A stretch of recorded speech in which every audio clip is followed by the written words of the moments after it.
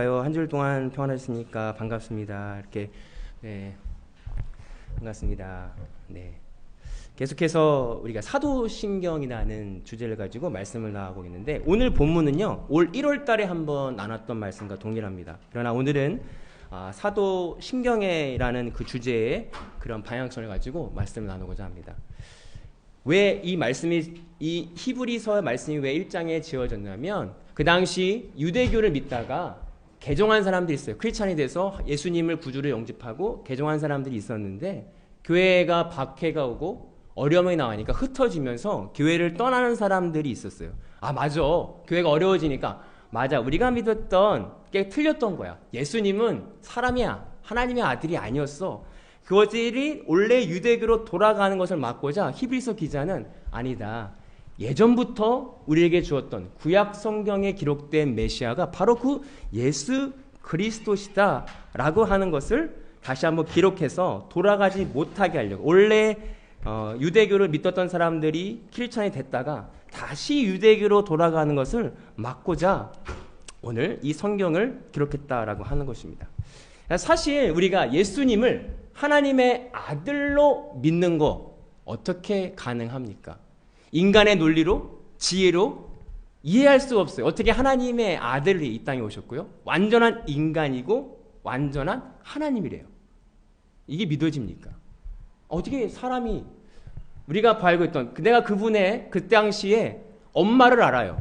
아빠를 아는데 아기인데 어떻게 하나님의 아들이기도 하고 하나님이시고 창조주시고 그리고 사람이래요. 완벽한 사람으로 이 땅에 오셨다는 거예요. 이게 믿어지냐는 말이죠. 우리가 어려운 순간에 이스라엘 백성, 유대교를 믿는 사람처럼 지금 현대에 우리가 살아가고 있는 삶 속에 가나안 신자라고 그러죠. 교회를 다녔다가 교회를 떠나가는 사람들이 굉장히 많아요. 그걸 가나안 신자라 그래요.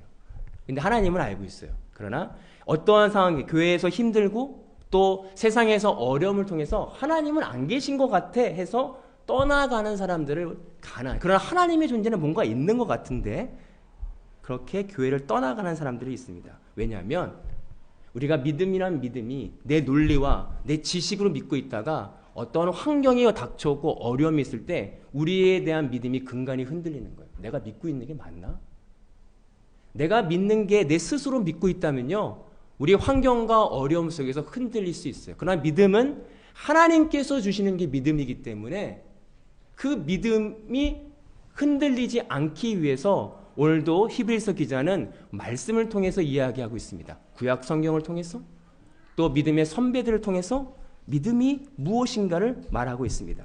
오늘 저와 여러분들이 우리의 믿음을 점검해 보길 소망합니다. 이 말씀을 통해서 그 믿음이 무엇인지 내가 하나님을 예수님을 어떻게 믿고 있는지 1절과 2절에 보면 옛적의 선지자들을 통하여 여러 부분과 여러 모양으로 우리 조상들에게 말씀하신 하나님이 이 모든 날 마지막에 아들을 통하여 우리에게 말씀하셨으니 이 아들을 만유의 상속자로 세우시고 또 그로 말미암아 모든 세계를 지으셨느니라. 제가 전에 한번 말씀드렸는데요. 저도 예전에 궁금했습니다. 나라도 제가 이제 신학대학교 다닐 때 교수님께 여쭤봤는데 나라도 갑자기 나랑 같이 놀던 사람이 구원자래요. 하나님이 택하신 하나님의 아들이라고 하면 그걸 어떻게 믿습니까? 나라도 안 믿고 거짓말하네. 어떻게 나랑 같이 놀았고 내 친구고 내 친구의 아빠의 아들인데 느닷없이 구원자다. 내가 30살에 갑자기 내가 구원자다. 내가 하나님의 아들이라고 말하면 어떻게 믿을 수 있겠는가? 그러나 당시 유대교를 믿는 사람들에게 구약 성경, 옛 선지자를 통해서 여러 부분과 여러 모양으로 조상들에게 하신 말씀이 정확하게 이루어졌다는 거예요. 부인할 수 없다는 거예요. 오늘 그 당시에 유대교의 사람들에게 구약 성경은요, 무엇과도 바꿀 수 없는 진리였어요. 그 진리의 말씀을 통해서 선지자들을 통해서 하나님의 아들을 보내실 거란 예언은 수백 년 동안 이루어졌어요. 그리고 그 약속은 아주 명확하게 이루어졌어요. 그 말씀이 그들이 받아들였지 않았던 이유는 뭐냐면 그들이 생각했던 메시아였어요. 그 로마 정권을 타파하고 완전히 강한 메시아, 그러나 그들이 생각했던 메시아가 아니었기 때문에 그들은 그 말씀을 받아들이지 않았던 것이죠. 부인할 수 없다는 거예요. 여러 가지 모양으로 여러 가지 조상들의 말씀을 통해서 이미 그들에게 보여졌지만 그들은 받아들이지 않았다는 거예요. 이 말씀을 지금 우리 현대 우리에게 받아들인 건 뭐냐면 하나님께서 우리에게 믿음을 주시려고 우리 인생 가운데 꼭지꼭지마다 여러 가지 완벽한 믿음의 사건들을 주셨어요. 근데 그때는 하나님이 계신 것 같은데 그 사건이 지나면 우연이었겠지. 어쩌다가 된 걸 거야. 계신가? 그리고 또 지나가면 또 어려움을 통해서 하나님을 만나는 경험들이 쌓였는데 우리는 그것을 우연이라고 어쩌다 된 거지. 그러나 오늘 말씀을 통해서 예전부터 너에게 여러 모양으로 여러 방법으로 말씀을 듣게 하고 하나님의 아들인 예수 그리스도를 증거하는 일이 있었다는 거예요. 하나님께서 우리에게 여러 가지 방법으로 말씀하십니다. 때로는 환경을 통해서, 때로는 여러 가지 인간관계를 통해서 말씀하셨어요. 그리고 말씀을 통해서, 성경 말씀을 통해서 우리 삶 가운데 명확하게 말씀하셨습니다. 예수님이 이 땅에 태어나셨다. 여러분 스스로 점검해 보세요. 나는 과연 예수님을 진짜 하나님으로 또 나의 죄를 구원하실 예수 그리스도로 믿고 있는지.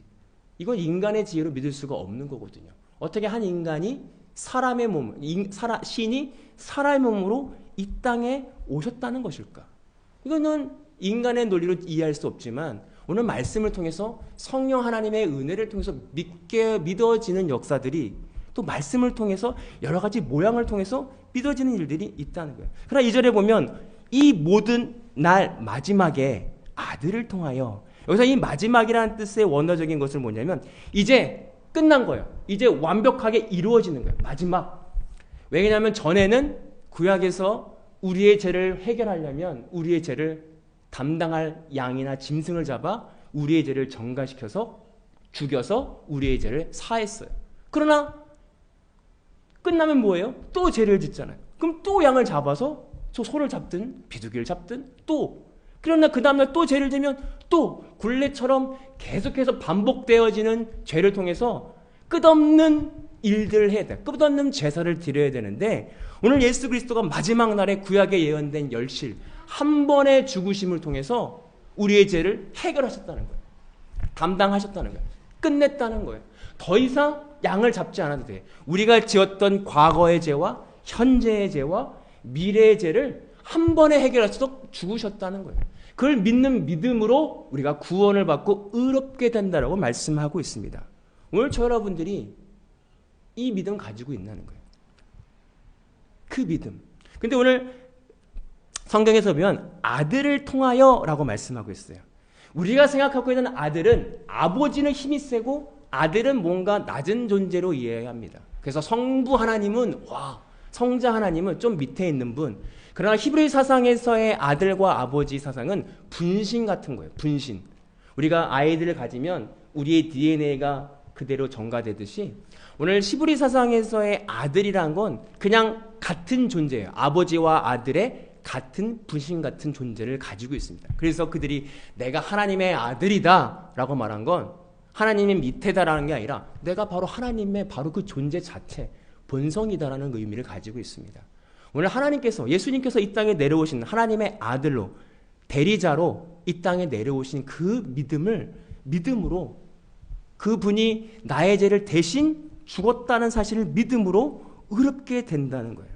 이것이 인간의 지혜와 인간의 논리는 도저히 이해할 수 없지만 오늘 오직 성령 하나님의 은혜로 이해될 수 있다는 거예요. 그렇다면 왜 죽어야만 했을까?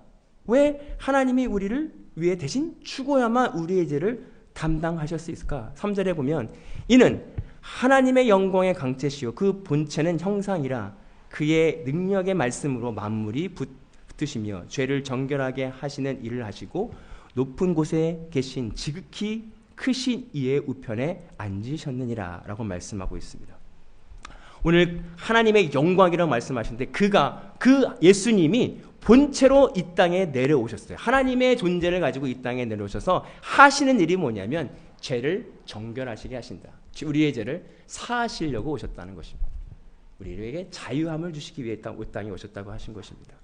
이런 죄라는 것이 뭐냐면 우리가 인류가 죄에 빠졌는데 죄에 대한 원어는 하살이 관역을 벗어난 것입니다. 그 죄를 사하게 하기 위해서 오셨다는데 결국 이 죄로 인하여 우리와 하나님과의 관계가 단절됐죠. 우리가 더 이상 하나님을 볼 수 없었어요. 근데 예수 그리스도의 십자가의 은혜를 통해서 우리의 죄가 해결되어 이제는 하나님을 볼 수 있고 하나님을 만날 수 있다. 예수님의 십자가의 은혜를 통해서. 우리가 이 죄로 인하여 아까도 말씀드렸지만 계속 구약 성경에서는 누군가를 잡아서 죽여야 됐는데 이제는 이 굴레를 벗어나 예수님이 한 번에 해결하셨기 때문에 이제는 참 자유함을 경험하는 것입니다. 오늘 우리가 예수님을 믿는 건 뭐냐면 예수님의 이름을 믿는 건 뭐냐면 더 이상 반복되어지는 죄에서 해방될 수 있는 은혜를 경험하는 거예요. 단순히 내가 이거 잘못했습니다가 아니라 예수 그리스도의 십자가의 은혜를 통해서 진짜 자유함을 얻는 거. 내가 앞으로 질 죄도 이제 죄를 짓지 않게 되는 거. 왜? 예수님이 나를 위해 십자가에 대신 죽었음을 믿음을 통해서 그 죄에서 자유함을 경험하는 것입니다. 이것이 진짜 믿음이라고 하는 거예요. 그래서 내 안에 있는 발견되는 악함을 발견할 때 예수님의 십자가의 은혜를 붙드는 것입니다. 이것이 진짜 믿음이라고 하는 거예요.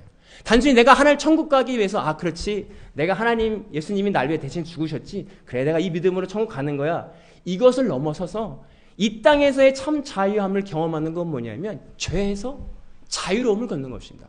내가 누군가를 미워하지 않고 사랑하게 되어지고 내가 누군가를 판단하지 않고 더 이상 내 환경 앞에 원망이나 불평하지 않고 온전히 하나님을 신뢰하게 되는 그 마음, 자유함을 얻는 것, 이것이 예수님이 우리에게 주시는 참 자유와 기쁨이다라고 하는 것입니다. 그래서 이사야서 53장 5절에 보면 유명한 말씀입니다. 그가 찔림은 우리의 허물 때문이요 그가 상함은 우리의 죄악을 때문이라 그가 징계를 받음으로 우리가 평안을 누리고 그가 채찍을 맞음으로 우리가 나음을 얻었도다. 우리가 다 양 같아서 그릇 잡기를 행하여 각각 제 길로 갔거늘 여호와께서 우리의 모든 죄악을 그에게 담당시키셨도다. 그렇습니다. 우리가 어떻게 나음을 얻었냐면 우리의 죄를 예수님에게 전가해야 돼요. 더 이상 양이나 짐승이 아니라 우리의 악함을 예수님께 전가하는 것이 믿음이에요. 전가하지 않으면 회복을 일으켜 할 수가 없어요. 그래서 우리 수많은 악함들이 올라올 때 예수님께 파스하는 것입니다. 미움이 올라옵니까? 원망이 옵니까? 하나님 앞에 이해되지 않는 마음이 있습니까? 왜 내 상황 가운데 이 사람을 만나게 하셨습니까? 화가 납니까? 이해되지 않는 모든 상황 가운데 믿음 없는 그 모습 가운데도 예수님께 전가해야 돼요. 그래야 우리가 온전한 평화와 화평을 누릴 수 있는 길이기 때문에 그렇습니다. 오늘 저와 여러분들이 이 믿음을 갖기를 소망합니다. 4절에 보면 그가 천사보다 훨씬 뛰어남은 그들보다 더 아름다운 이름을 기업으로 얻게 하심이라. 왜 천사보다 훨씬 뛰어났다라고 얘기하냐면 그 당시에 천사의 존재가 유대인들에게 엄청나게 높은 존재로 인식됐기 때문에 그래요. 왜냐하면 뭔가 천사는 하나님과 인간의 중재자로 여겨졌기 때문에 그렇습니다. 오늘 예전에 우리가 80년대, 90년대 기도원이나 한국 교회에 보면 기도와 그 능력을 주시는 하나님보다 그 중재자, 사람의 포커스가 맞춰서 그 사람을 더 위대하고 그 사람을 더 강한 사람으로 그 사람을 쫓아가는 그래서 하나님을 팔로우하는 게 아니라 사람을 팔로우하는 사람들이 있었어요. 그러나 오늘 우리가 철저하게 봐야 되는 건 뭐냐면 천사보다 높으신 거예요. 우리가 보여지는 환경보다 더 높으신 이름이 뭐냐면 예수 그리스도라는 거예요. 왜 예수 그리스도의 이름을 이야기하냐면 아무리 병이 낫고 아무리 위대한 일을 벌여도 죄사함의 문제는 사람이 할 수 있는 게 아니라 예수 그리스도의 십자가의 은혜를 통해서만 하기 때문에 되어지기 때문에 그렇습니다. 어떤 환경, 천사를 통해서 위대한 일을 한다고 해서 그 사람이 죄를 사하는 것이 아니라 오직 그 사람의 믿음과 그 사람의 고백을 통해서 예수 그리스도의 십자가의 은혜를 통해서만 우리가 참 자유함과 기쁨을 누릴 수 있기 때문에 오늘 히브리서 기자는 그 당시에 천사를 높게 보는 그 문화 가운데 이야기합니다. 천사보다 높으신 분이야. 그 예수 그리스도가 창조주야. 그 예수 그리스도의 은혜를 통하지 않으면 아무것도 할 수 없다고 오늘 고백하고 있습니다.